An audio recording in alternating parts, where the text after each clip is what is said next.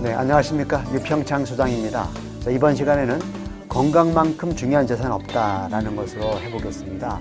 저는 재테크 강사인데요. 왜 건강을 재산으로 봤냐 하면 많은 분들이 이제는 건강도 재산이다라고 느끼고 있습니다. 왜냐하면 100세 장수 시대가 됐기 때문에 그렇습니다. 가령 돈이 많아도 아프시면은 까먹는데 시간이 금방 갑니다. 하지만 아프지 않으면은요, 비록 많이 준비하지 않았더라도 일상생활을 본인이 운영할 수 있거든요. 그리고 최소한의 공적연금과 그리고 본인의 어떤 인건비 소득을 가지고서 생활을 건강하게 할 수 있다. 이런 측면에서 건강만큼 중요한 재산은 없다라는 것으로 해서 강의를 시작하겠습니다. 만약에 말이죠. 돈과 건강을 선택하라고 한다면 일단 젊었을 때는 돈을 선택을 합니다. 왜냐하면 건강이 좋기 때문에. 하지만 어느 정도 나이가 들면 건강을 선택할 수밖에 없거든요. 거기서 선택이라는 것은 항상 어느 것을 버려야 됩니다. 즉 기회비용이라는 거죠. 자, 돈을 선택했다고 치면은 건강을 과하게 해칠 수 있다는 거거든요. 즉 돈을 벌기 위해서 몸을 많이 쓴다라는 거거든요. 이렇게 볼게요. 돈을 10억을 벌었다. 어느 순간에. 근데 몸이 망가졌다 이거죠. 그러면 X입니다. X. 10억을 까먹는데 마이너스 10억 될 수도 있거든요. 왜냐하면 이 건강을 회복하는 데 있어서 비용이 과거에는요 얼마 안 들었습니다. 지금은 의료기술 개발과 신약들 이런 것들, 신약 이런 부분들 때문에 엄청나게 돈이 많이 들어가게 되어 있습니다. 그래서 만약에 선택을 한다면 돈을 포기하지 않겠지만 건강을 우선적으로 선택한 다음에 돈을 버는 방식으로 이렇게 활용을 해야 될 것으로 저는 확신을 하고 있고요. 자, 삶의 질 얘기 많이 합니다. 우리나라가 국민소득이 3만 불 시대가 됐습니다. 과거에 10,000불도 안 되고 그랬을 때는 질을 따질 수가 없었죠. 양이죠. 그때는 여러분들 중에서 연배가 50대 이상 되신 분들이라고 한다면 아마 하루에 식사를 3끼를 못 하시거나 쌀밥을 못 먹었을 때가 있을 겁니다. 하지만 지금 20, 30대 되는 젊은 분들이야 당연히 먹는 게 넘치죠. 냉장고 열어보면은 썩어서 버리는 것도 많고 그렇습니다. 보면 이 질에 대한 부분은 건강이 결정한다. 많은 통계와 사례가 있습니다. 행복한 노후를 즐기고 싶다. 행복이 뭐냐 이거죠. 행복이라는 것은 나의 모든 신경계가 일상을 받아들이고 그리고 통증 없이 그리고 늘 엔돌핀에 솟게 도파민이라든가 이런 부분들이 물질이 나오는 것을 얘기하는 거거든요. 그러기 위해서는 몸과 마음의 건강 상태가 매우 중요하다 이렇게 보겠습니다. 자, 몸이라는 부분은 당연하죠. 의학 기술의 발달로 인해 가지고서 사전 예방의학도 많이 있거든요, 지금. 마음은요, 본인 마음속에 있는 거죠, 본인만 아는 거거든요. 이런 얘기 합니다. 걱정거리 많은 사람한테 신경 쓰지 마라, 걱정하지 마라.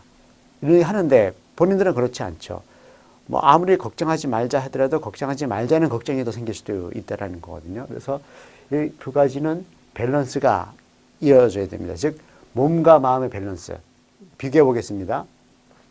몸 상태는 100인데 마음 상태가 0이거나 반대로 몸 상태는 0인데 마음 상태가 100이다. 극과 극이죠. 이게 왜 안 좋으냐면요. 자, 몸 상태는 0인데 정신 상태, 마음 상태가 100이다. 이런 분들이 암에 걸리실 확률이 높습니다. 몸을 학대합니다. 좀 본인의 능력이 얼마 정도밖에 되지 않는데 그것을 2배, 3배 막 강요하거든요. 이런 분들이 어느 순간 되면 딱 쓰러지거나 하는 경우가 생길 수 있고요. 반대로 몸 상태는 최상입니다. 아주 건강한 상태인데 마음은 놔버렸어요. 그냥. 이런 분들이 대표적으로 노숙자분들이 그렇습니다. 건강한 분들이 꽤 많아요. 제가 볼 때. 통계를 보니까 서울과 경기를 따지니까 수천 명의 노숙자가 있다고 하던데 그분들 상당수는 행패 부리는 사람도 있고 술도 엄청나게 많이 먹더라고요. 그건 건강하니까 그렇게 되는 거거든요, 일반적으로. 근데 마음에 일할 의지가 없습니다. 이런 것 때문에 결국은 몸과 마음의 균형이 깨지게 되면 행복도 날아간다라는 뜻이죠.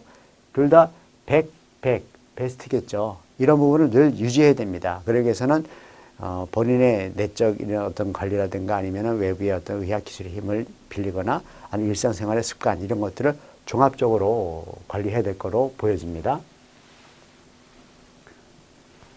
자, 그리고요. 돈 보겠습니다. 돈. 자, 비용은 돈이거든요. 자, 저는 재테크 강사입니다. 그렇기 때문에 몸을 재산으로 봤거든요. 보겠습니다. 자, 신약. 과거에는 없었던 약입니다. 즉, 주요 외국계 아주 다국적 제약회사들 많이 있거든요. 엄청나게 큰 회사죠. 이 회사에서 수년 또는 수십 년 동안 많은 인력과 비용을 들여서 신약을 개발했습니다. 약 하나만 먹으면 암 환자가 정상적인 생활을 할 수가 있다는 겁니다. 그럼 매우 비싸겠죠. 뭐 실제로 그 유방암 환자들이 먹는 어떤 약이 있답니다. 이 약은요, 한 달치 약값이 600만 원이 든다고 합니다. TV 보도를 보니까.